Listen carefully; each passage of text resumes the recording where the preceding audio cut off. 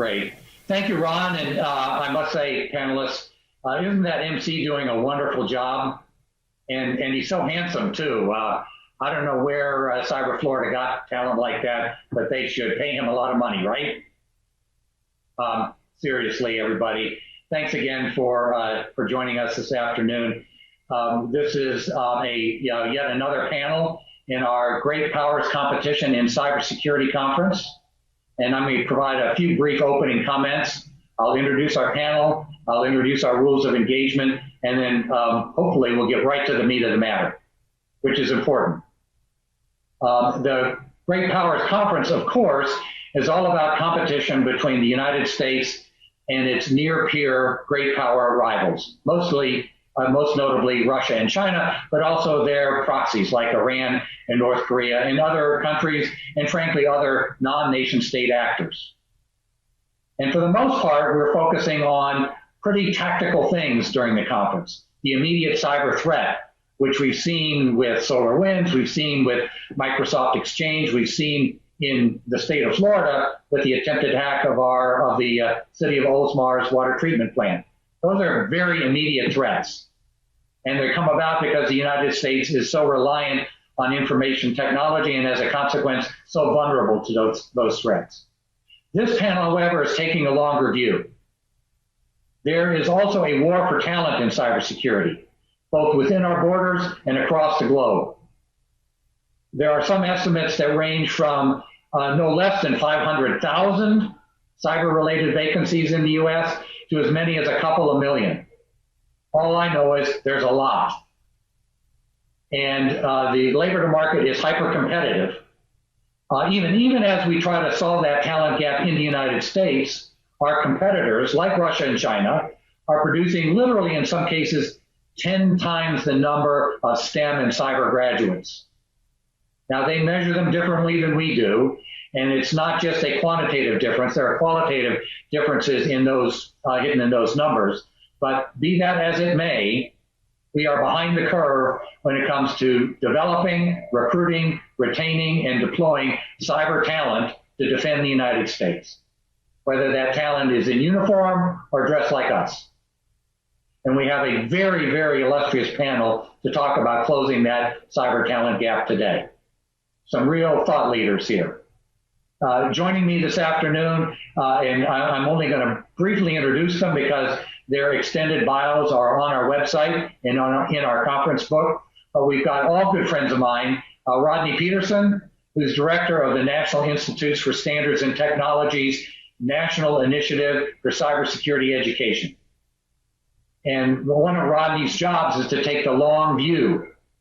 Where are we when it comes to producing cyber talent? How can NIST and NICE and others increase the development of that cyber talent? So Rodney is going to be first up. I'll warn him now, you're my first victim.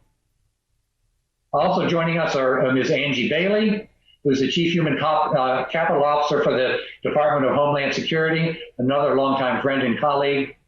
Angie is not only in charge of all of the things going on with DHS, like what's going on at the southern border, but she's also responsible for finding, recruiting, and landing talent for CISA, the new Cybersecurity and Infrastructure Security Agency, the DHS's version of Cyber Command and NSA.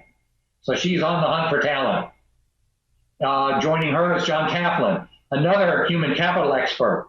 John is from the National Security Agency, and I'm hoping he's going to share with us not only what NSA is doing in that competition, both to be successful in it, but also to develop a larger cybersecurity talent pool, but maybe also talk with us about what's going on overseas, what some of our competitors and rivals are doing.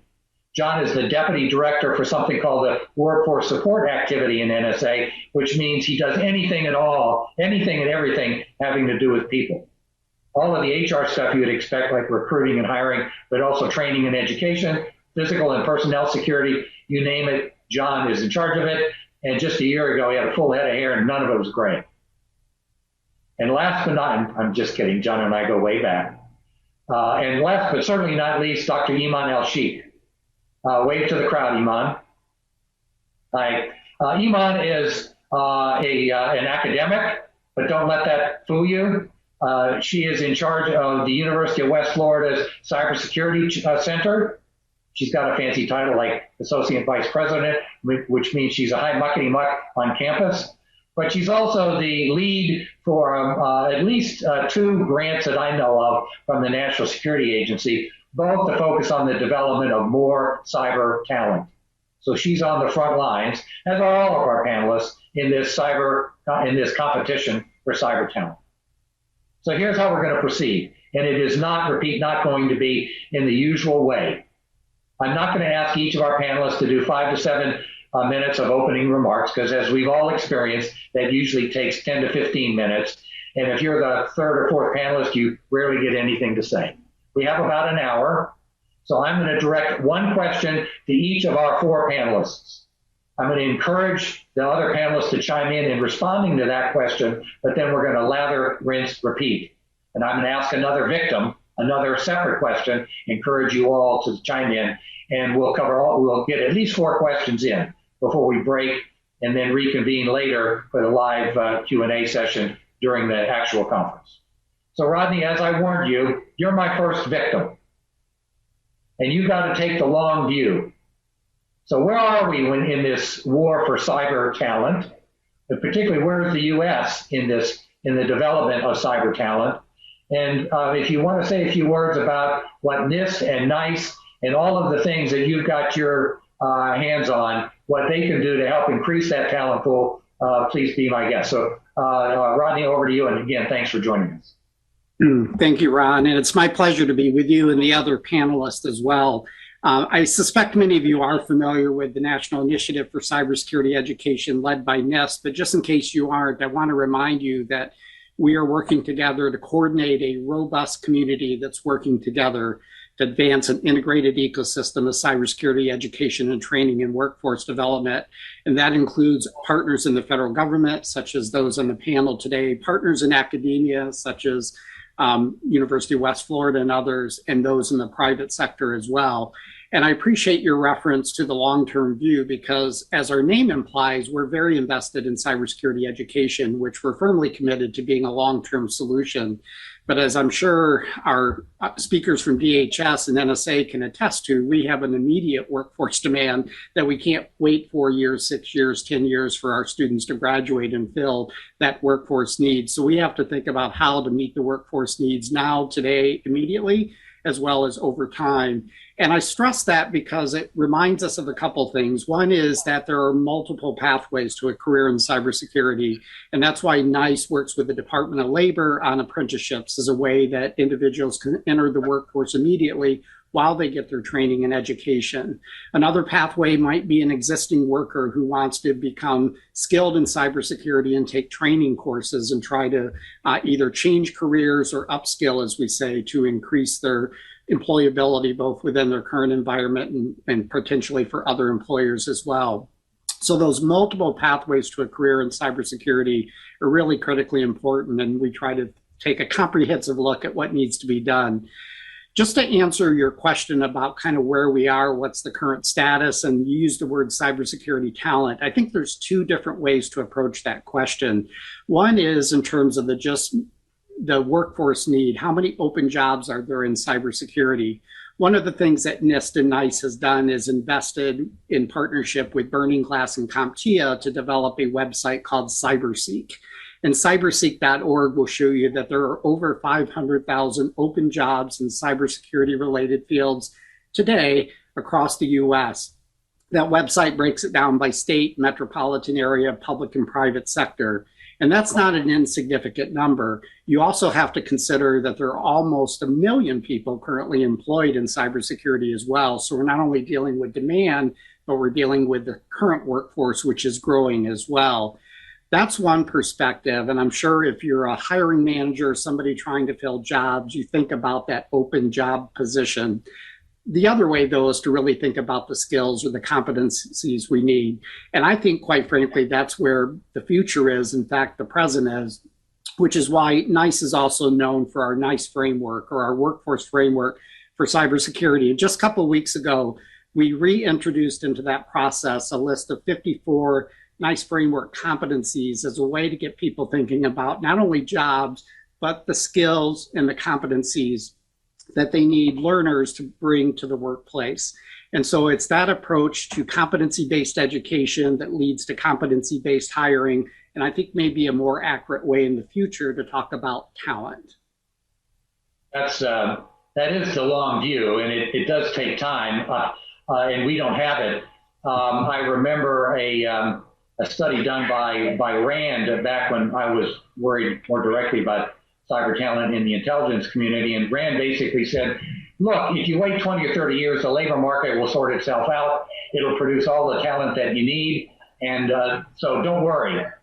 And I turned to colleagues like Angie and John and said, okay, so what do we do like tomorrow and next week?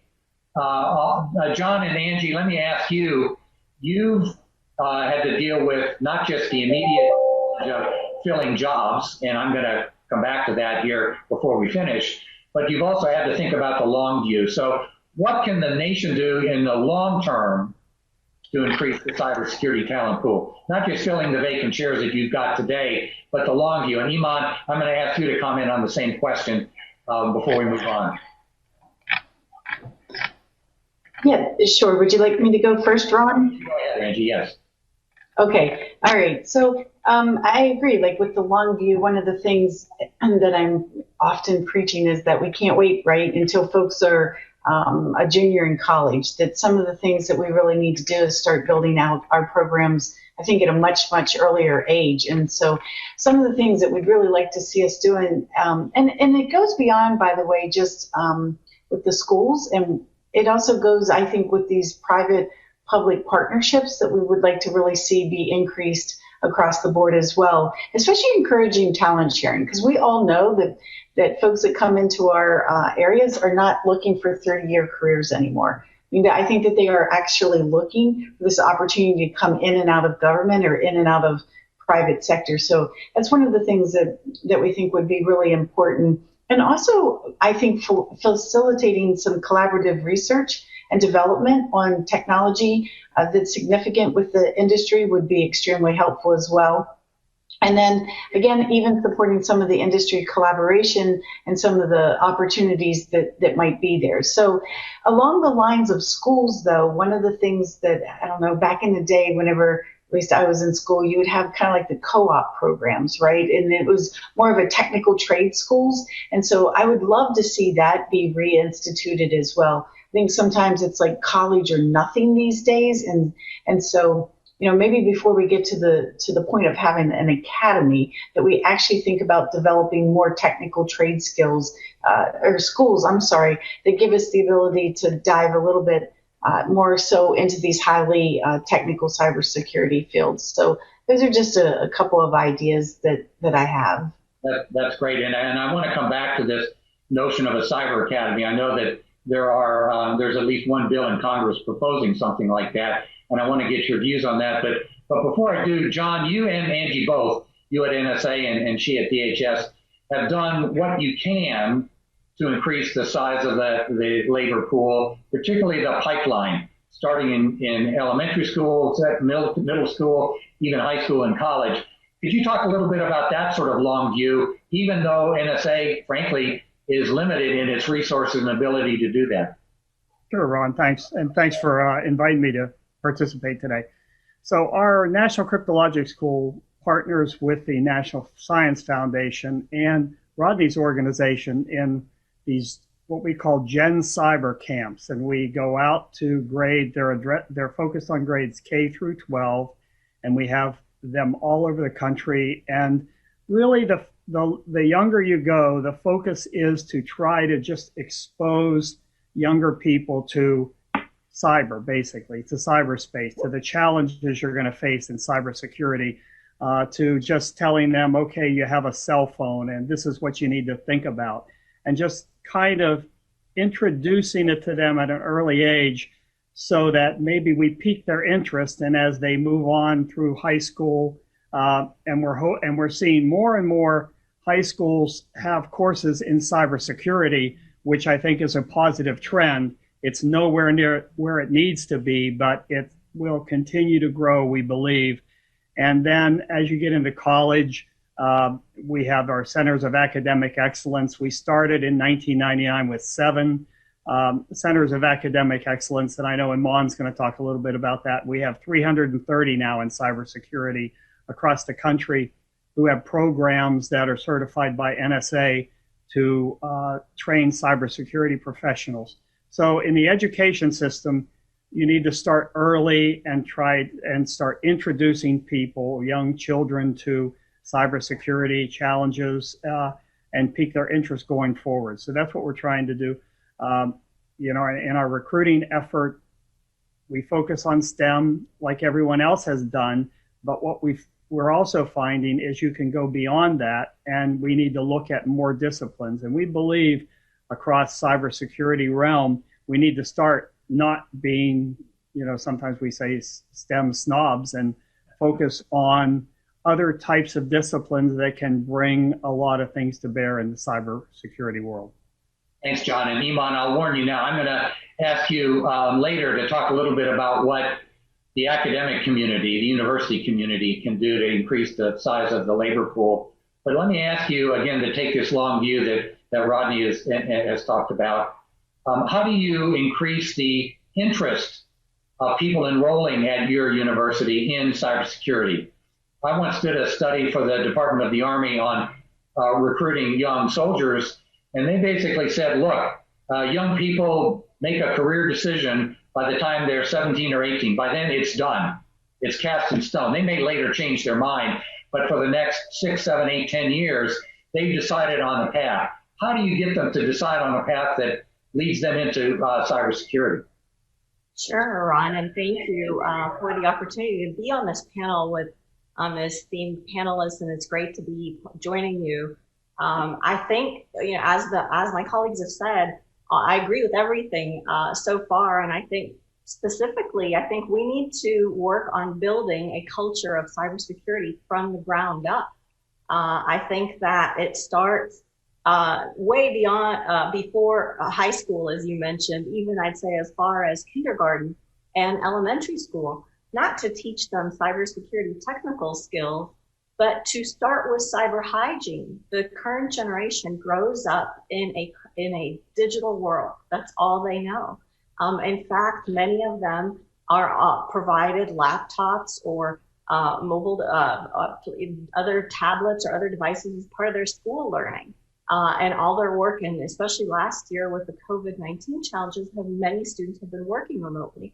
And so it's very important from the ground up to really teach them proper cyber hygiene skills, just like we teach fire drills and safety and health and wellness. We should also be teaching cyber hygiene, because as we all know, and certainly we've got great expertise on this panel, that it all comes down to the human element, right? A lot of the breaches that we see in the attacks could have inadvertently were tied to human error. And so the more that we can build that culture from the ground up, the better. I think that we are doing quite a lot, as John mentioned, across the community with, for example, the Gen Cyber program is a great way to, in addition to building that culture of cybersecurity, to really kind of infuse interest and awareness, not just among the students, but also among the teachers, because they're just as important in terms of developing their skill level and their pedagogical expertise so that they can teach cybersecurity and have the curricula and the resources to provide those to their students. And so at the University of West Florida, we have been offering Gen Cyber camps for students and teachers for the last 3 years. And in fact, we've been the only institution in the state to receive that NSA, NSF Gen Cyber funding for those camps the last 3 years, where we could provide, the best part about it is that we could provide those camps at no cost to eligible participants so that they can, really learn. And as John mentioned and Angie, cybersecurity isn't necessarily going to intrigue everyone, but as Ron mentioned, if we can get the word out early, maybe we can get them interested. Some studies have shown that girls decide in middle school what they want to do. And so this coming summer, we'll be offering a Gen Cyber camp for middle school Girl Scouts in partnership with the Girl Scouts organization, where it'll be a virtual camp and they will be eligible, the participants, to receive Girl Scouts cybersecurity badges when they complete the camp. And so it's the things like that that matter. I think we're also doing a teachers camp because what we realize is we can get students interested, and then they come back to us and say, well, I really have no way of furthering this. What can I do besides the online resources? And so the teachers are just as important to kind of bring up to speed in order to really build that culture from the ground up. I think that's true. It's not just the cyber ninja that may be at a keyboard, and hopefully the cyber ninja workforce will become more diverse, because it certainly isn't today, but it's also anybody who puts hands on terminal. John Taplin had a former boss who used to say it's all about the wetware, and he was referring to the people. Again, not just the cyber ninjas, but anybody who could potentially let in an attacker through some inadvertent misstep at the keyboard. Rodney, I'm going to put you on the spot, because all of this is great, but if you had to ask for help, and here you've got our two largest federal cybersecurity employers on the line. You've got Iman El-Sheikh, who is one of the leaders in the academic community, busy pumping out cybersecurity graduates. So if you had to ask them for help, if you had to ask them to do something, what would you ask them to do? I think I have two different answers. One is probably directed to my federal colleagues in the federal cybersecurity workforce, as we need to continue to coordinate, work together, standardize. Again, the NICE framework is intended to be that common taxonomy and lexicon. I know DHS is working on a cybersecurity talent management system, and having more standardized approaches across our federal enterprise would help us, I think, greatly. But I think speaking across the nation, I think what University of West Florida and other communities are doing are exactly what we need to do. Is we need to get the local ecosystems working together with their state governments, their small, medium businesses, their K through 12 schools, academic institutions, including community colleges, 4-year schools, to create these regional partnerships and alliances to really advance local cybersecurity education training and workforce development. In fact, in the FY21 National Defense Authorization Act, it talks about a program that we piloted a few years ago using that same RAMPS acronym, Regional Alliances, Multi-Stakeholder Partnerships, stimulating cybersecurity education training and workforce development. So, roughly students go to college or a university within 50 miles of where they grow up, and they take their first job within 30 miles of where they study.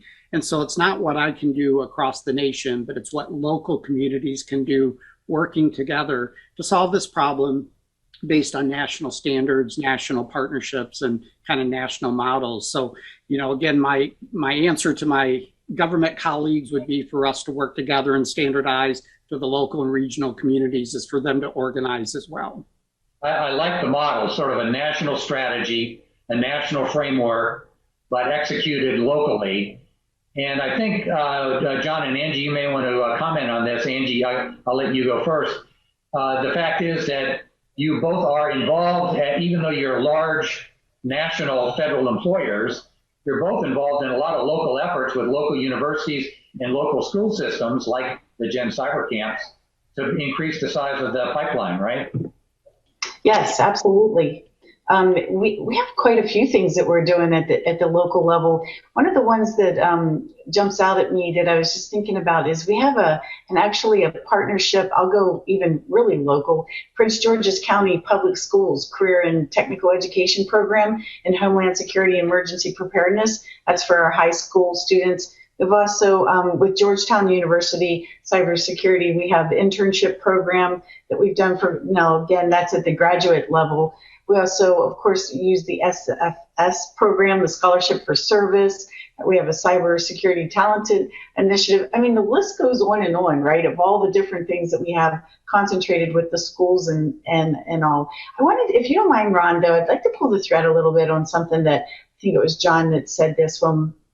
And one of the things I've been really thinking about, though, I think John said about we don't want to be STEM snobs. I believe that was his comment. And I agree with that, in that I think what we're really finding is that people are multidimensional and the issues are are multi-pronged, and it's not just about cybersecurity. Like, we can train them on a technical basis, but when I think about some of our folks, for example, that work for ICE, so you think of CISA and you think of all technical cybersecurity, but when I think about ICE and their law enforcement from a criminal standpoint, they also need to have at least a background or degrees maybe in child psychology, or or other kinds of psychology or criminal behavior, because the things that they're doing with regard to cybersecurity it may not be about securing the system so much as it is honestly just trying to protect our children. And so they have to have some in-depth knowledge that runs both gamuts. It kind of reminds me of,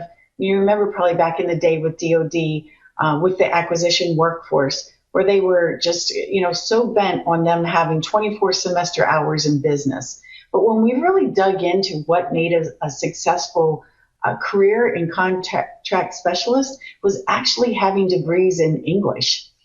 Like, just because it's so much about reading and writing good contracts, right? And so we actually discovered that those that had the degrees, again, in English, were far more successful as a contract specialist than their 24 hours of business. So I think about that all the time whenever I'm thinking about the cybersecurity workforce. We've got this great, and I agree with Rodney, we need to have the framework with regard, very standardized framework of what we want from a technical standpoint. But within DHS, as far as the CTMS, our cyber talent management system goes, we're also thinking about, and what else do they need that's actually going to make them successful in a very law enforcement centric environment that goes beyond just the technical skills. So I'm going to give John and Iman a chance to respond, but not right now. Because I've got Angie on the spot and I'm going to keep her on the spot. I do think what you said is spot on, that it is not, and maybe not just technical skills, the ones and zeros skills, it's analytic and critical thinking, the ability to write and communicate effectively. And if you've got the aptitude, you can teach somebody about the ones and zeros. But let me ask you, and then John, we'll go to you for your perspective on this. You are on the front lines of hiring cyber talent. You're out there competing, and frankly, you're competing in part with other countries who are sending their cyber talent here to learn. You're also competing with the private sector, who doesn't have nearly the same constraints, citizenship and security clearance constraints that we've got. How do you recruit and land the cyber talent? So, but what we do have is we have mission. And we have a mission that I think really kind of goes to the whole public service. And I really think, honestly, most within federal government has this. I remember whenever I worked at OPM and had a conversation with the CEO of Google at the time. I was with Catherine Archuleta. She was the director of OPM at the time. But anyhow, he made an interesting point. He's like, look, I can give them all kinds of benefits, right? I can give them all kinds of pay. There's so many things I can do with Google. But what I can't give them is that same mission or that same desire to work and do good on behalf of the American public. So that is a brand that the federal government that we have, that we capitalize on that. When we put out a job announcement, I'll give you an example. A couple of years ago, we did a joint hiring event. We got over for IT, for cybersecurity, we got over 10,000 applications. Now, I'm not saying everybody, had all the qualified skills that we needed, but we had over 2,500 people lined out the door to come in and actually go through our hiring process. And we made over 250 job offers on the spot that day. And so there is talent that is out there that is actually does want to work for us. Our key is once they come in the door, we have to then figure out ways to keep that momentum going and not believe that they want to have a 30-year career, because they don't. So we have to, I think, instead create programs that allow for the revolving door, allow folks to go from DHS, maybe it's to NSA, but then from NSA, maybe it's out to the private sector and then back again. And so this ability to kind of have, I'll call it an alumni program, for lack of better words, but this ability to keep track of talent that is coming in and out of the government, I think would serve us incredibly well, because then we could all kind of take advantage of where that person is at that point in their life. And then we could capitalize on that whenever they're ready to maybe come back to us at some other point in their career. Yeah, Angie, when you and I were working together, we used to call that the passport. Once you earn the passport, you could go back and forth across the border without any interference. And that's another way of sharing cyber talent. Mr. Taflin, you're right there next to Angie competing for that talent. How do you win? Oh, Dr. Sanders, thanks for the question. So, so you recall we've been talking on our panels about the passport program. But so what we've always done with NSA, we've always believed that we attract people just by the interest of our type of mission, and there's a little bit of mystique associated with it. Particularly if you're a cyber professional, not necessarily that you want to cut. You all come to work at NSA, but you're interested. So you start looking.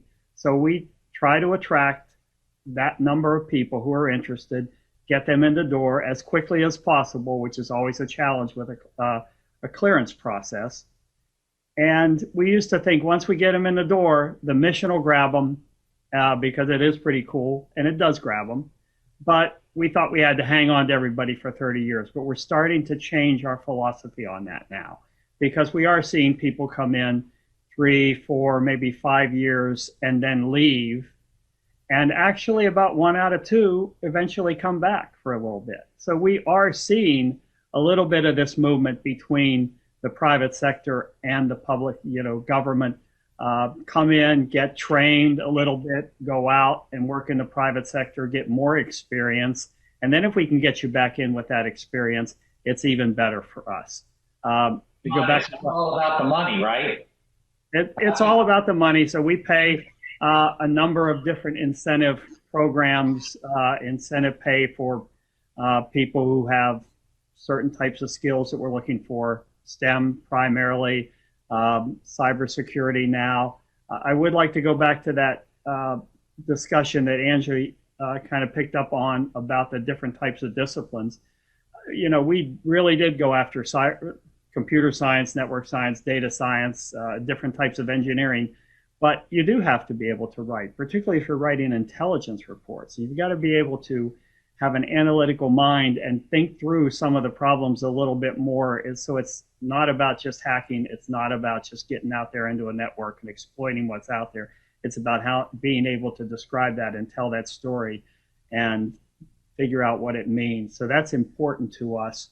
And we find success with military, with junior military coming in who don't have college degrees, and we're training them to be cyber professionals. Some of them are picking up degrees along the way. Some of them are going out into the private sector. Some of them are converting to government civilians. So we're having a lot of success in those areas with a wide variety of fields. So, John, before I put you on the spot for your question, I'm going to ask Iman and Rodney to respond to this issue. So if it's all about the mission, it's not all about the money. Money matters, but it's not just dollar for dollar. It's more about the mission. So, and there are also competencies that are not, classic computer science, ones and zeros. How do you, A, incorporate that into a framework, Rodney, and B, how do you incorporate that into a curriculum, Dr. El-Sheikh? Rodney, you go first. So this topic of mobility is so important, and that's why we think the framework is useful, because the same framework that DHS or NSA uses, IBM and Microsoft and Workday can use, and University of West Florida or a small medium business. So the NICE framework, standard lexicon, taxonomy, discussion of skills and competencies allows that kind of mobility, not only for the employees, but for the employer. And I'll just give you a quick anecdote of how that may look like in practice. So there's a current pilot project to create learning and employment records, which essentially are central to the learner, the student or the job seeker or the employee, that follows them wherever they go. But if we have a uniform, standardized approach to learning and records of that individual, it is mobile. It's something that's modular. They can take from workplace to workplace. So we're trying to build an infrastructure that's based upon a future where mobility is more the norm and not the exception. I think another issue, though, with mobility that we have to continue to talk about is retention from a workplace culture standpoint. And I know within the federal government, we struggle with that. People don't just leave the federal government because of lack of mission or better pay. They leave because it's sometimes slow to get things done, or they don't like their manager, or, it's hard to get a promotion. There's a lot of those workplace culture issues that we need to get a handle on. And I think, quite frankly, the federal government is more challenged than the private sector with that. And I say that because I know we're going to talk about this later, but I think some of those workplace cultures work against us in trying to bring in the underrepresented populations in cybersecurity, particularly people of color and women, people with disabilities who don't find it a safer, inclusive place to work. And that's a bigger challenge we need to tackle. And yet that could be the federal government's competitive edge. Very And true. unfortunately, it's not. So, Iman, it's not just about the ones and zeros. I think we've heard all of our panelists say there are lots of other things that you need to prepare students, particularly for the students that we're talking about, those that are going to support the U.S. national security establishment. That is, after all, the purpose of our conference and the purpose of our focus on great powers. So how do you encourage students to learn not just the ones and zeros, but how to write, how to communicate, how to think critically and analytically, and most importantly, this public service notion, which, having been a public servant for almost 4 decades, I certainly agree that used to convince me to stay even when I was offered lots more money. So how do you infuse that in students, particularly the kinds of students that those in our audience are looking to employ? Sure, Ron, and I have to say this is not me putting you on the spot. no, that Your turn will come.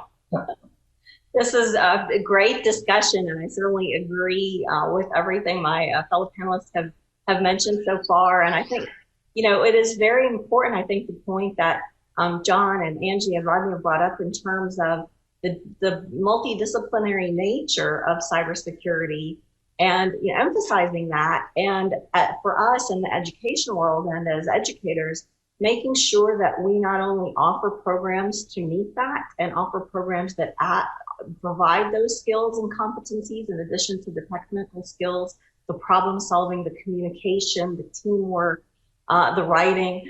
I think all that is very important. And so I think, one solution that we have really kind of focused on here at the University of West Florida is taking a multidisciplinary approach to cybersecurity education, where in addition to offering a bachelor's of science and a master's of science in cybersecurity that are growing very rapidly, perhaps those programs are for those who come in loving cybersecurity based on their high school experience or their camp experience. We've also worked very hard to infuse cybersecurity across all the disciplines, across all the colleges and departments that we have.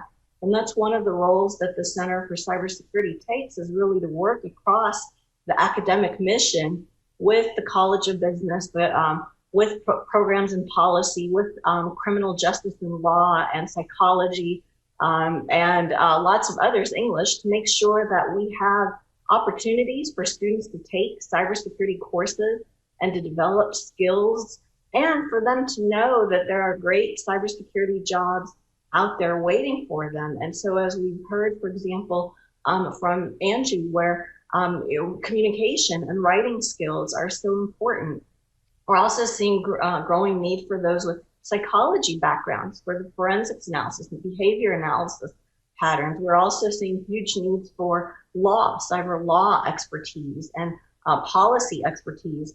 And so what we've done is really kind of offered a menu of cybersecurity options, with the goal that as we recruit students and to UWF, we tell them, look, no matter what you're interested in, whether it's engineering or IT or business or management or law or English or communications or even history and philosophy, that there are opportunities for you to learn cybersecurity knowledge and skills to complement those interests and those passions. And more importantly, there are great jobs waiting for you on the other end. And I think that is not only going to help grow the workforce, it's also going to help grow the diversity, because then we're appealing to a much broader population. And I know you said, Ron, we'll get to that later, so we'll kind of save that discussion. But that is one of the challenges, is that sometimes the stereotypes associated with cybersecurity roles and the technical nature, and I'm going to be sitting and coding the whole time by myself, that tends to discourage some diverse populations, for example, women. And so the more that we can kind of show diverse aspects of roles and the need for people to work in teams, they're not just sitting in isolation at a desk coding all day, that the more we can attract diverse population. I also want to mention one other quick thing to Rodney's point about, certainly I think it takes the local communities working together and towards that national platform, as you mentioned as well. That's certainly what we've been doing. It's also, I think, his advice for industry and government also applies to us, or we've taken that advice in academia as well, because we feel one of the most crucial things has been to really try to get everyone to speak the same language. What we're facing is that our industry partners have job descriptions and job positions that are done according to their company policy and terminology. Academia is using other terminology based on the CAE and knowledge unit guidelines. Government have DoD and federal and other requirements. And I think what the NICE framework has really helped do is bring all of that together so that we're looking at various work roles and collectively as a community. In fact, as Rodney mentioned, the call just went out for feedback on the competencies, the draft competencies. So collectively as a community, government, industry, and academia can help define those, and more importantly, then use those same terms and work roles moving forward, so that when our partners at NSA or DHS say, we need a cybersecurity analyst, or we need an information security manager, colleges and universities across the country know exactly what that means and know how to refine their programs and their curricula to meet those work role needs. So let me just pull that thread, and I'm going to ask John to go next and give Iman you a chance to respond. And I'll also encourage Angie and Rodney to interject as well, because I think that's the nub of it. And it gets right to the heart of this notion of great powers competition. Yes, Rodney can set a national framework. The president can set a national strategy.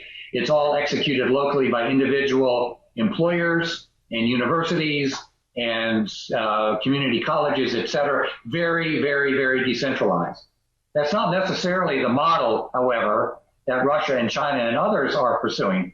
And John, I'm wondering whether, I know this is a bit delicate because you work for an intelligence agency, but if you could share a little bit about how other countries go about developing their cyber talent, because I don't think it's the same as ours. And I'm not saying ours is wrong, but I am saying it, like that RAND study I mentioned earlier, it sort of says, just let the labor market work, let the market for educational institutions work, they'll respond to demand and it'll all be okay. Will it be all okay, John? This is a great question, Ron.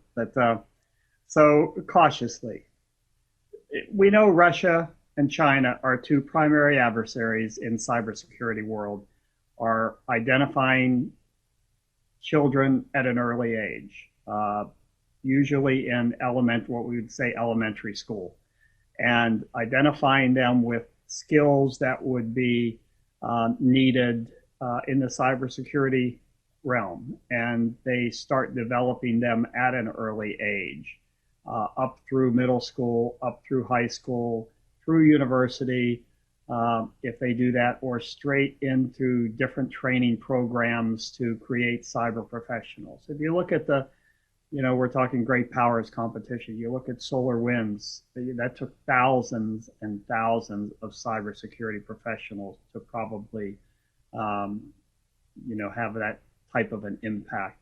And, it's just a factor of the challenges we're going to face going forward. And can we do what other countries are doing here? I don't think that we believe that. I think our culture, our nation was not built on that type of structure. So we have to kind of rely on what we have. We talked about Gen Cyber. So if we run 2,000 Gen Cyber camps, we've just scratched the surface. So NSA, National Science Foundation, and NICE can't all do that. Government can help, but it requires a strong partnership with the communities, as everyone has said on the panel so far. You look at some of the models we have out there. Florida hosting this conference is a great model. The Florida Cyber Center and what you've done there with your university systems serves as a great model for us going forward. Texas is good. Virginia is good. North Dakota or South Dakota has done well. So Georgia is trying, in partnership with the Army Cyber Center of Excellence at Fort Gordon. That partnership's going to get stronger and stronger, and they'll be building cyber professionals that are going to help. But we're going to have to rely on communities. We're going to have to rely on states. We're going to have to rely on academic institutions to help. Again, you look at Chinese, they have, more honor students than we have students. So, and they have the ability to play the long game because that's what they do well. And so they're focused on the future. We have to start building our talent rapidly now, but we can't get into this, the rapid creation that we've tried that doesn't work. We have to build from an early age of cyber interest and build up through the educational system to develop the talent we need to develop those ninjas. You didn't develop a ninja in 6 months. You develop a ninja over time, and we're going to have to have a great effort going forward to do that. That's a great perspective, and it is in sharp contrast. I think the initial thought is it would be great to just direct, to just control. A colleague of mine John referred to this as the Russian School of Gymnast Development, and they translated it to cybersecurity. Rodney, I'm going to ask you to comment because, so there's the two competing models, a very, national framework, but decentralized execution, and one that is more control oriented. Collaboration, coordination on one hand, direction and control on the other. From your long-term perspective, will our model work? Yeah, and much along the lines of the multidisciplinary discussion, I come from a history background as well, as Iman referred to, and I value our republic. In fact, NICE not only works at the national level, we work with the states and the governors, and through the National Governors Association, trying to get the governors and the states to work in common. As I said earlier, a lot of the action is at the state and local level. So I deeply respect kind of that balance between state and federal roles. And our perspective is national, but we do give a lot of deference to state operated, not only workforce initiatives, but local educational initiatives. I also think I value the freedom that our young people have to be able to choose a career of their choosing. And I know we need to put those career choices out in front of them as well. But what I think it also allows is innovation. And I think we take for granted the fact that whether it's through this distributed mechanism we have in the United States, or the fact that the government actually plays less of a role than the private sector plays, that we have the opportunity to innovate and do things that, we might quite frankly be restricted if we were just taking a government only or a top-down approach, if you will. So I actually embrace and celebrate the fact that we have communities across the United States working hard to solve this, first and foremost to meet their local needs, but secondly to become a model for the nation. We hold an annual NICE conference. We always move that conference around to different parts of the US. One, to kind of celebrate what's happening locally and regionally, but secondly, to showcase and let other people share and learn how different areas of the United States are solving these problems and how we can leverage the best thinking of each other's efforts. So, Angie, let me ask you point blank, and then Iman, you're going to get the last question. So buckle your seatbelt. But I think what we're hearing from John and Rodney is that this competition, our model, is actually healthy. It does spur innovation.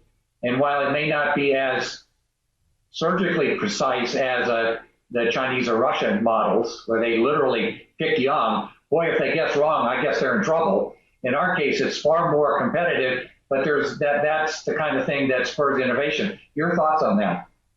I couldn't agree more. I mean, I think that that's the beauty of this country, right? We were founded on this. So for us to think that we would have a system that it would be any different, I think we'd be kind of foolish. We just need to play to our strengths. And that is what our strength is, right? Is to have, in some ways, it's like organized chaos. We're like a loose federation that's out there, right? And so we can set these frameworks, and there's many different things that we can do. But I think turning loose the creativity that happens at these local levels within these different realms is a smart thing to do.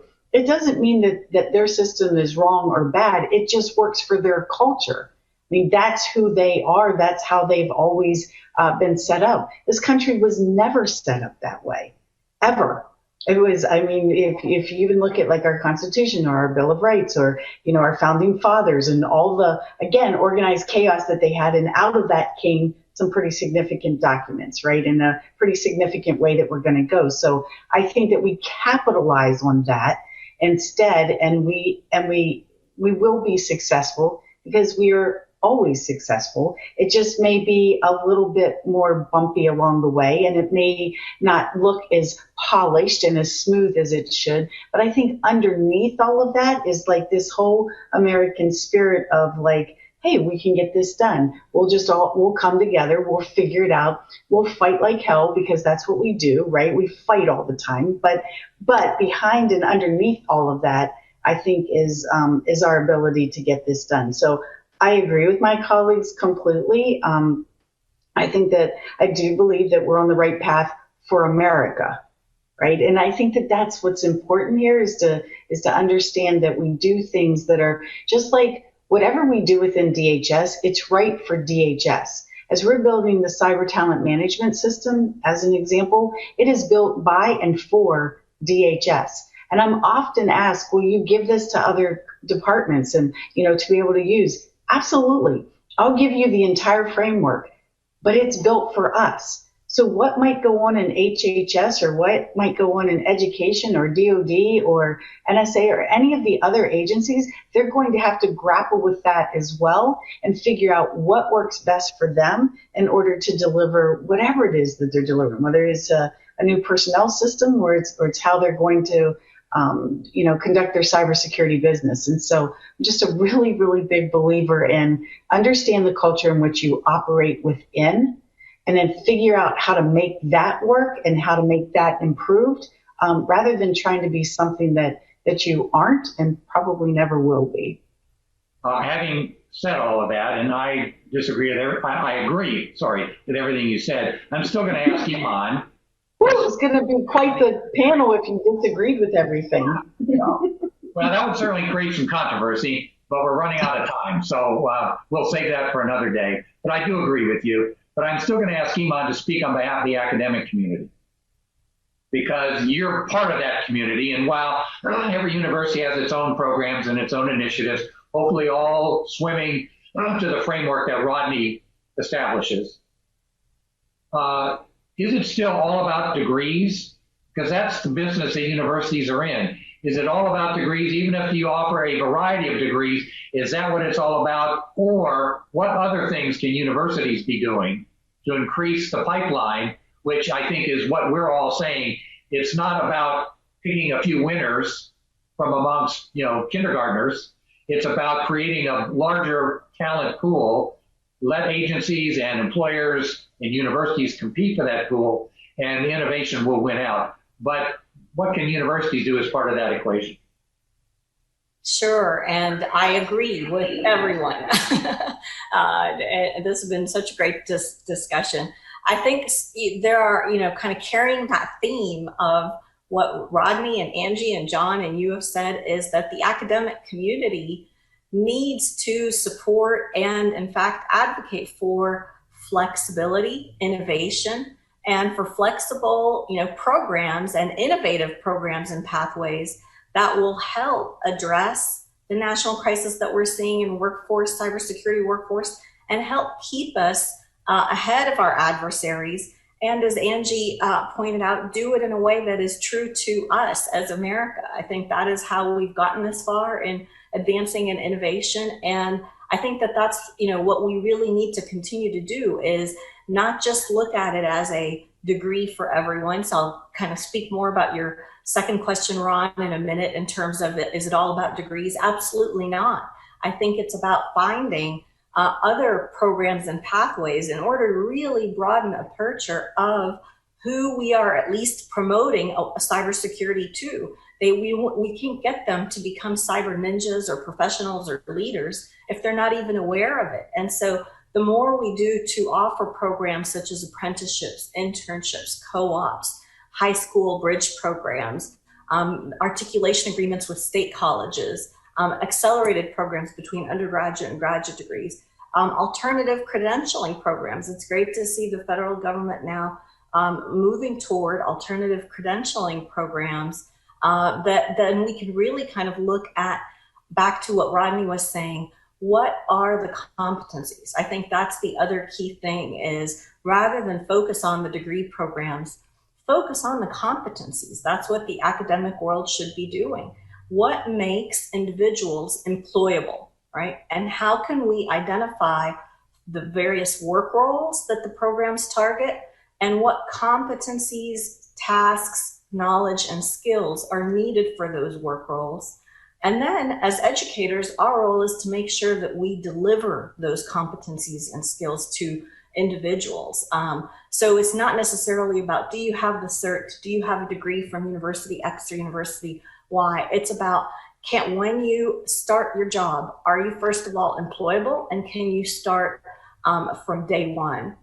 And so the more, for example, specifically relating to the theme for this conference, that we can focus on real world problems, for example, real world threats, integrate those into the curricular experiences. We just saw, unfortunately, some of the most massive breaches in our history with SolarWinds, and here with water systems in Florida. Those are relevant problems in terms of the attack vector to integrate into the curriculum. And more importantly, what can we do to provide hands-on skills related to those problems? So here at UWF, we've launched the Florida Cyber Range, and we integrate that into all of our education and training initiatives so that we can immerse students in real-world simulated environments where they can experience breaches and be able to respond real time as part of the learning experience. That works wonders. And in fact, we hear from partners and employers that that's probably the most important thing that we can do, is give them that real world skills. So to talk about kind of the program that Ron mentioned in terms of what could we do as an example, I want to highlight one program as an example, if that's okay. All right, but we're about out of time, so hurry. Okay, I'll be real quick. Is that we are... Sorry for interrupting, but I'm going to give everyone a chance for final thoughts, like 1 or 2 sentences. So be thinking about your final thoughts. Iman, your final thoughts are now. Okay. On the spot. But we are going to reconvene again in a couple of weeks with a live Q&A session so we can continue the conversation. But be thinking about your final thoughts. Iman, tell us what you're going to tell us, and also give us your last words. Sure. So I want to highlight one particular example of what we can do, and it's the National CAE Cybersecurity Workforce Development Program that we are leading at UWF and working with a coalition of fabulous schools across the country, all CAE designated, including the University of South Florida, Ron and his colleagues there, including Augusta University, including Dakota State University. And the goal of the program, to kind of emphasize this need for flexible innovation and programs, is to develop a national model for workforce development that will then allow CAE institutions across the country to develop workforce programs, offer them for personnel across the country, and help get them into critical infrastructure roles. And so to start, we are focusing on transitioning military, transitioning first responders, and veterans, as they, as John mentioned, often have been in the trenches, have the key skills, as Angie mentioned, and have clearances and can go into those roles. And we are going to help prepare, train, and place them into critical infrastructure sector cyber roles. Our goal over 3 years is to train and prepare close to 1,600 individuals across the country and place them into cyber roles. More importantly, we're building the national infrastructure to allow all 330 and growing CAE designated institutions to become part of this national cyber workforce program in the future. And so in closing, I'd say we all need to work together, collaborate, as my fellow colleagues have said, partner, and really build those out-of-the-box, innovative, flexible programs and partnerships to keep us ahead of our adversaries. So is that your final word? Yep. Okay, thank you. And again, sorry for being, I'm the timekeeper, so I get to play the bad guy. So very, very quickly, because we want to try to keep this to an hour or so, and then we'll reconvene for Q&A. Mr. Peterson, final thoughts? Yeah, so one of the nice values is inclusion and diversity. And since I introduced that topic earlier, we not only need that increase the diversity of our pipeline, young children, we also need to actively include and recruit them into the workplace. And as employers, we need to stop recruiting from the same talent pools. We need to go to minority serving institutions or conferences for women. And then once they get into workplace, we need to build a culture that encourages and empowers them to succeed. Thank you. And I'll warn you all now when we reconvene for Q&A, unless one audience question involves diversity, I'm going to exercise executive privilege and ask about how we can improve the diversity of the talent pool. We didn't really get a chance to talk about it. Rodney, I'm glad you brought it up. That is a question I'm going to ask of all of you as soon as we reconvene, so be forewarned. Ms. Bailey, your final thoughts. I think my final thoughts are we've got this. I have confidence that we've got this, and DHS is hiring. And if you'd like a job with DHS, right now you have to go to usajobs.gov, and please, by all means, apply, because we were really looking for, as the saying goes, a few good men and women. So please, by all means, come on board. Thanks. So, Mr. Tappan, are you going to be as shameless as Angie and do the recruiting pitch? No, I was just going to say that we will be in competition because we're gradually moving to USA Jobs, so we'll be on USA Jobs very soon. But so I think just a couple points. Gen Cyber Camps, we talked about them. We've got a great foundation for those that NICE has helped us, Rodney has helped us with. We'd like to see that expanded, picked up by the states to increase the exposure of K through 12 children to cyber and start there. We'd like to see more centers of academic excellence. We're now, and I didn't mention it earlier, but we're going to grant that to community colleges. And I think that'll play a big role as well. So we'd like to expand centers of academic excellence. We've talked about, yeah, we're kind of on the right path, and we are kind of on the right path, as Rodney made in his first comment with the CyberSeek. It's 500,000 jobs out there right now, growing to probably 2 million. So it is a little bit critical that we move forward rapidly. Partnership between government, between the private sector, between academia, with the states and the local communities will get us quickly on the right path, and that's what we're hoping for. Over. Great, thank you, and thank you all. Let me just add my own 2 cents. First, I really appreciate all of your thoughts. This has been, frankly, as we discussed in our prep session, we could probably go another hour or 2 and also bore our audience to tears. I hope they stick with us for the Q&A session that is to come, because I've got some good questions if they don't. But I do think what we've described is a model that says, let 1,000 flowers bloom. Competition is healthy. Angie, I hope you let me tweak your quote a little bit. We've got this. That's not to suggest the problem is solved. It's just that we know how to define the problem. We know there's a challenge, and the systems are in place to take it on. It's still going to be an uphill climb. There's still things to do, but we got this in that sense that we know what the challenge is. And with Rodney and Iman and John and Angie working together, I think we're going to surmount that challenge. Just one last paid commercial. Rodney, John, I appreciate your reference to the Florida Center for Cybersecurity, and Iman, you as well. We are not an academic unit. we are co-sponsoring this conference, among lots of other things. But we see our role as enabling, as connecting. John, it's not unlike the role that that you and I worked together on in the fledgling Office of the Director of National Intelligence way back 15 years ago. It's enabling, it's convening, it's connecting the dots. It's not supplanting what Iman is doing in terms of academic programs. It's not supplanting what Rodney is doing in terms of framework and strategy. Certainly, it's not supplanting what you and Angie are doing in terms of recruiting and retention, but it's sort of helping to connect all of the above. And I hope today's panel does a little bit of that. And we'll take a break now and reconvene in a couple of weeks for the live Q&A. And I hope you're all wearing the same outfits.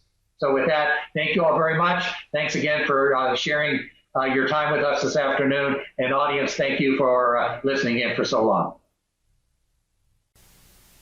Great, thanks for rejoining us for the live Q&A session. And as I explained to our panelists, we encountered a little bit of technical difficulty when we pre-recorded the panel. We are still pre-recording the panel, but we've taken a short break.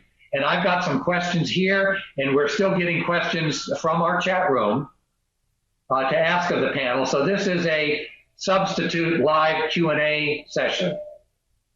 Okay, so audience, please bear with me, and we'll try to get through this and let you go at the end of the workday.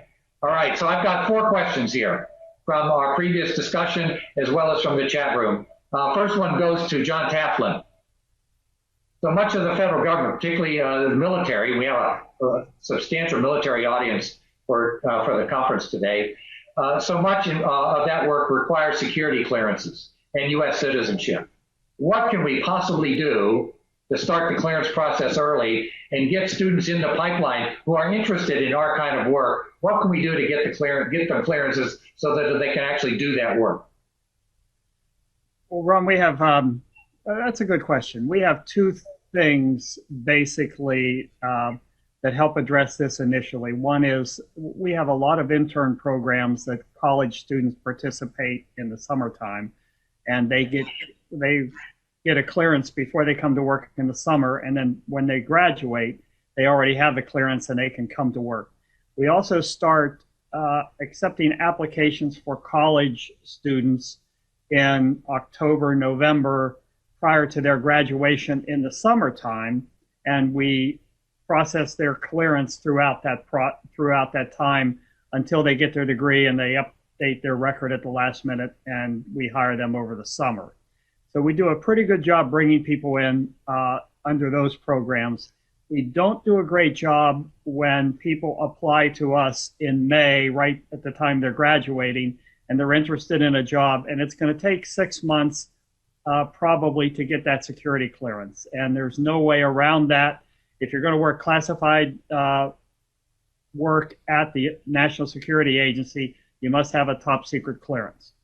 However, we're changing that a little bit in the cybersecurity realm. We have just opened an unclassified cybersecurity center for the first time, because a lot of the work that you can do, particularly when you're partnering with the private sector, is at the unclassified level.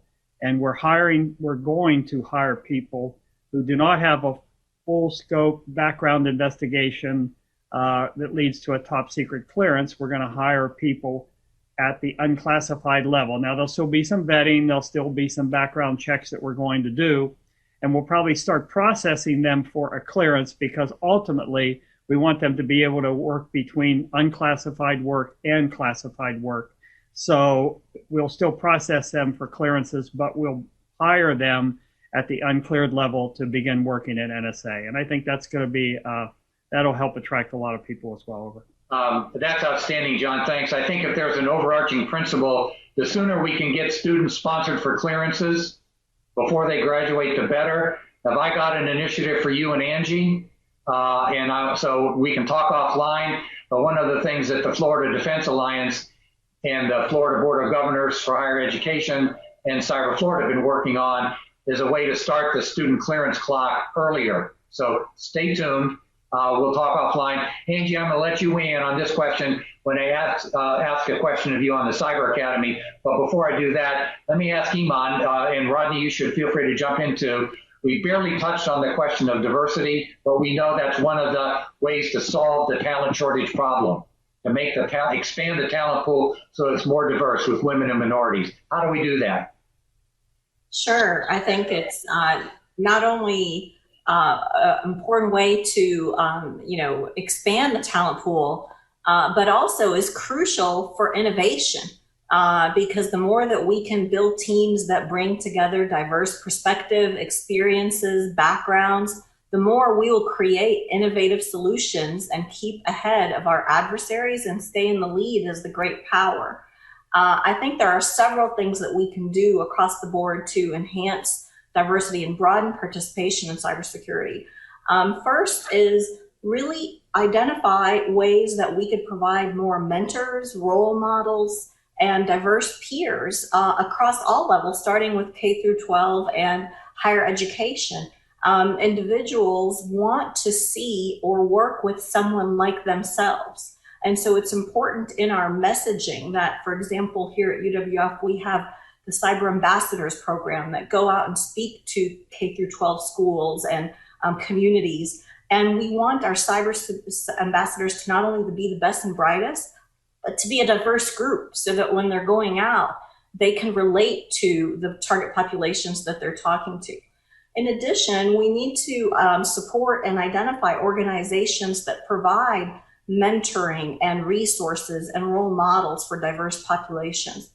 For example, the National Women in Cybersecurity Organization has expanded across the country and globe.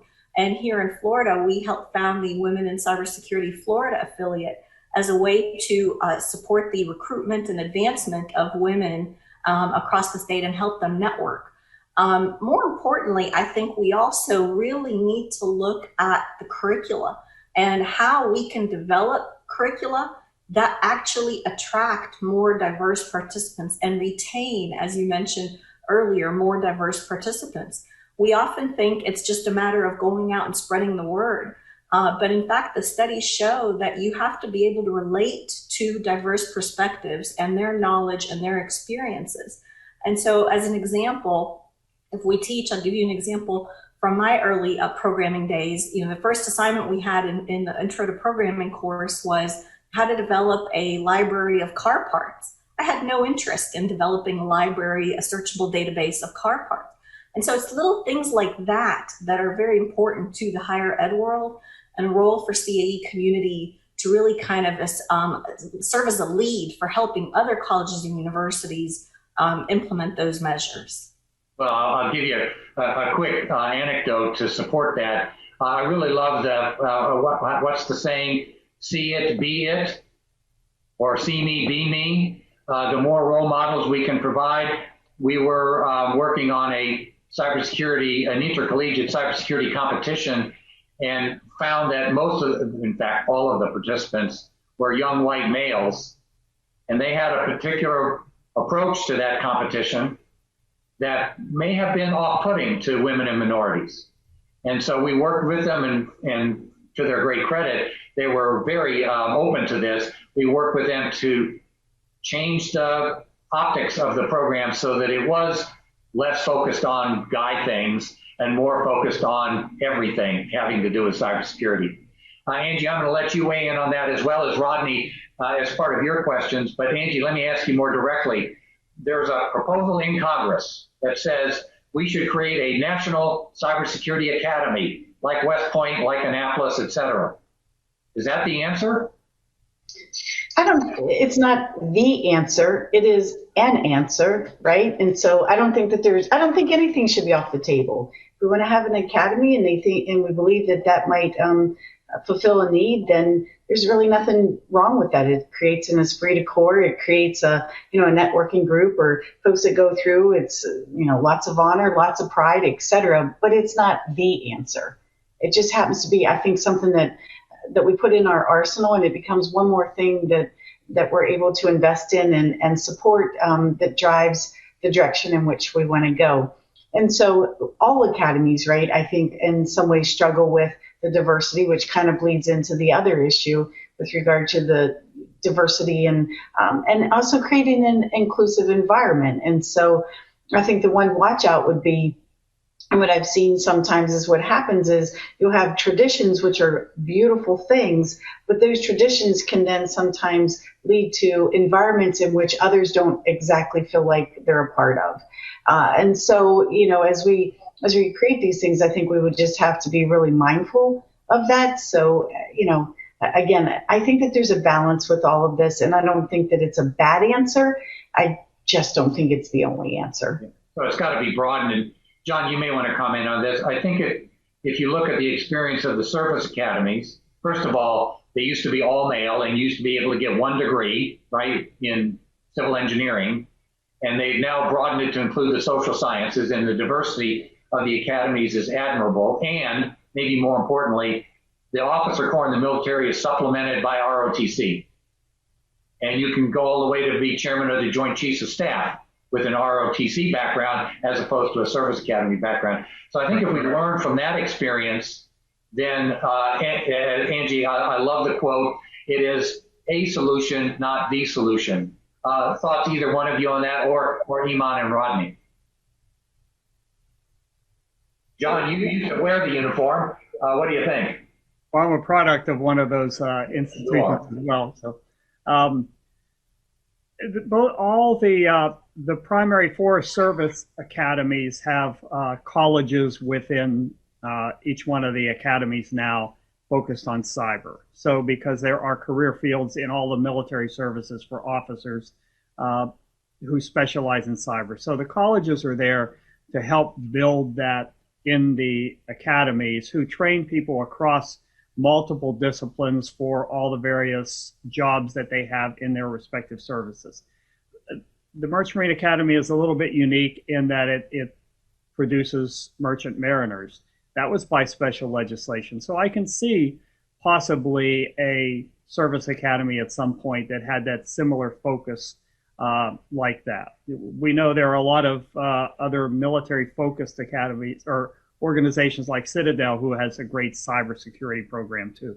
So we know it's growing across, like Angie said, it's one more thing we could use possibly over. So long as it's not seen as the only way in, but a way in, complemented by all these other areas. Because if we're not careful, Iman's going to go develop a cyber ROTC program, much like John, you and I talked about back in the day. I think that was in Florida too, wasn't it, Ron? Yes, it was. So Rodney, you get the final question, but you should feel free to comment on everything else that you've heard from from your fellow panelists. But what can the audience do? We've got what is probably 4 figures worth of folks watching, and they're while they all have a common focus on national security, we've got military officers, military enlisted, civilians, academics, and scholars, et cetera. What can they do to increase the cybersecurity talent pool and pipeline? Yeah, so I'm going to kind of take an audience approach here, and to kind of piggyback on the discussion of a service academy. I'm not a huge fan of thinking of cybersecurity as an economic sector of the economy, because everybody needs cybersecurity. Sure, there are companies who provide IT and cybersecurity products and services, but cybersecurity is needed in retail and manufacturing and defense industrial base, and you could go through the list of critical infrastructures in different economic sectors. And I bring that up because if the audience are executives or policymakers, we need to embrace the fact that this is both a national security and economic security priority.